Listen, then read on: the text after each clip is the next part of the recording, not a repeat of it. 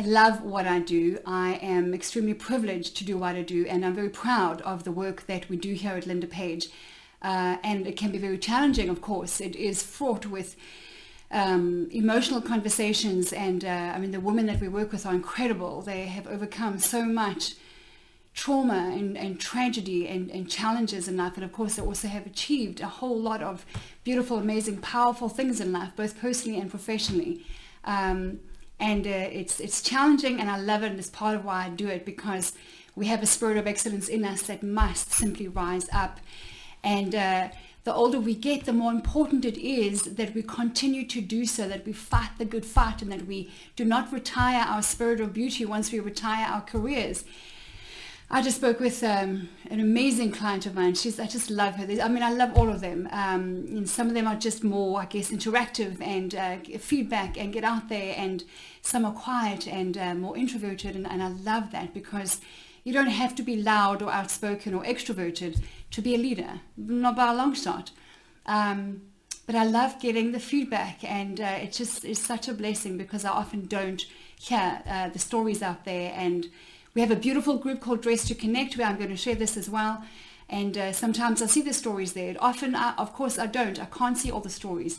But I do what I do with full belief that it's making a difference, and that together we are sowing something beautiful, powerful, and valuable into the world, because I can't do this by myself.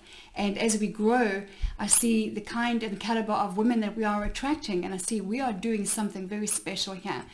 And anyway, so talking with Karen today, I tell you what, this woman I just love her. She's 67. She's a little firecracker. She's a spitball, sexy, hot-looking mama, who, before she started getting up and dressing up and getting out there, she just said that she wasn't making enough of an effort. And, you know, edging closer to 70, if you're anything like 65 plus, I don't know, have you slowed down, or has the mother or the grandmother in your life started slowing down? This is the very time when we need women like Karen to get up, dress up, and use all of her experience and her love and her encouragement and her energy and her wisdom from her 67 years to encourage us and lead the way and continue to open doors and continue to bring women together. She's took up tennis again. Worried that she's not going to get back on the court after so many years and like do any good. She's winning, like straight matches all in a row, one after the other. After that, she's winning.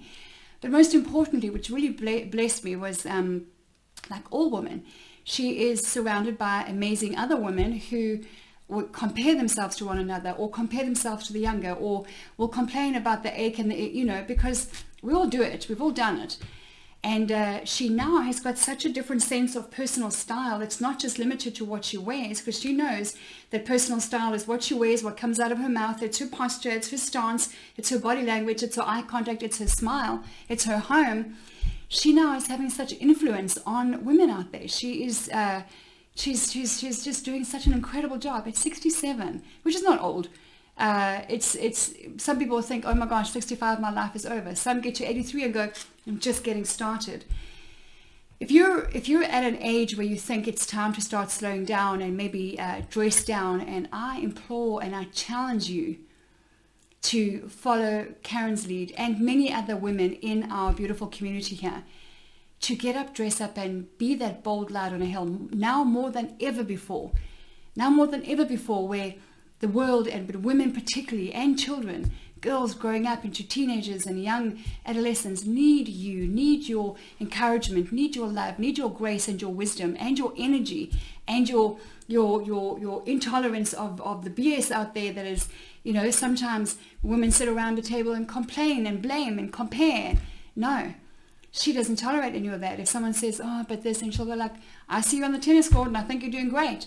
And so after a little while, women are starting now to be drawn to her and say like, hey, can you help me with this thing? Or can you tell me where you got that? Or she is a powerful center of influence for many women, and not just women, for everyone in her community, because she has energy. She's got a renewed sense of purpose now. Fashion is not fickle, and looking good is not a pursuit in vanity. People who think and say that are bound and chained in fear. Your spirit of beauty is a gift that has power and purpose. You need to just look around and go like, where can I use this powerful purpose of influence?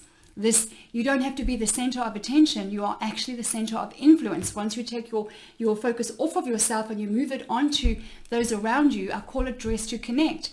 You're getting dressed up today. What are you going to go do? Who are you going to see? You're going to the grocery store. Oh, who might you bump into there? I don't know.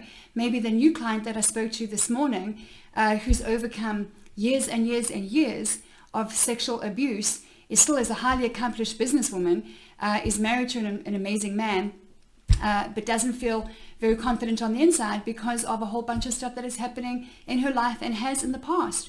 But if you see her in the grocery store, she'll be suited and booted and she'll look like a powerhouse. You don't know that she doesn't need your kind word. You don't know that you don't need to catch your eye. When you wear something that is eye-catching, it's conversation starting and relationship forming. Just a little bit of red lipstick sometimes. Ball cap, red lipstick, nice t-shirt and jeans and some cute little sneakers.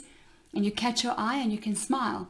You don't know that she's just seconds away from crying because she's lonely or because her husband had another affair. Like a client that I spoke to yesterday and last week. Both of them just really struggling with issues within their marriage and within themselves. Things that have happened to them that are not their fault, but they're now coming back to deal with them, to rise up in their self-confidence, rise up in their self-esteem, been through unspeakable challenges that most of us don't go through. Those are the kinds of people that you encounter at the grocery store, at the airport, at the bank, in your office. Neighbors that you've lived in the same street with that you don't even know their name.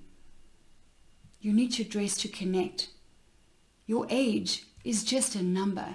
Do not use it as an excuse to dress down and slow down. You are needed. Your light is needed. Your love is needed. Your powerhouse mindset of let's play to win is needed. So be a Karen. And there's many, many, many women like Karen. But be a woman who's going to get up, dress up, and be that bold light on a hill. Not letting her age slow her down, or being divorced slow her down, or lost her business slow her down. No, you can get knocked down and you get up again. Dust yourself off, get up.